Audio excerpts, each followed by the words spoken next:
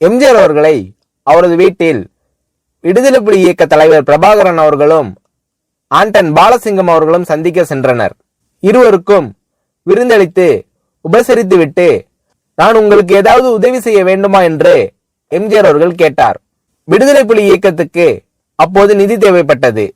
பிரபாகரன் அவர்கள் எம்ஜிஆர் அவர்களிடம் ஒரு குறிப்பிட்ட தொகையை கூறினார்.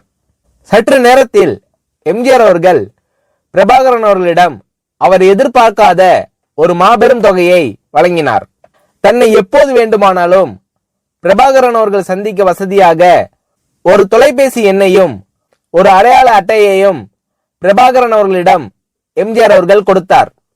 இந்தியாவின் பிரதமராக இருந்த இந்திரா காந்தி அவர்களின் மறைவுக்கு பிறகு ராஜீவ்காந்தி அவர்கள் பிரதமரானதும் அதுவரை விடுதலை புலி இயக்கத்துக்கு வழங்கி வந்த உதவிகள் தொடர்பாக பேச வேண்டும் என்று இந்தியாவின் வெளியுறவு அமைச்சகம் அழைத்ததால் டெல்லி சென்றார் பிரபாகரன். ஆனால் இனி எங்களால் எந்த உதவியும் உங்களுக்கு செய்ய முடியாது என்று இந்திய அரசாங்கம் பிரபாகரன் அவர்களிடம் கூறியது. அந்த நேரத்தில் டெல்லி வந்திருந்த தமிழ்நாட்டின் முதலமைச்சர் எம்ஜிஆர் அவர்களை பிரபாகரன் அவர்கள் சந்தித்தார்.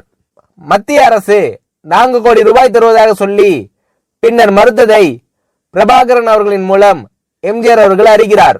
உடனே எம்ஜிஆர் அவர்கள் அந்த தொகையை நான் தருகிறேன் என்று கூறி 4 கோடி ரூபாயை பிரபாகரன் அவர்களிடம் வழங்கினார்.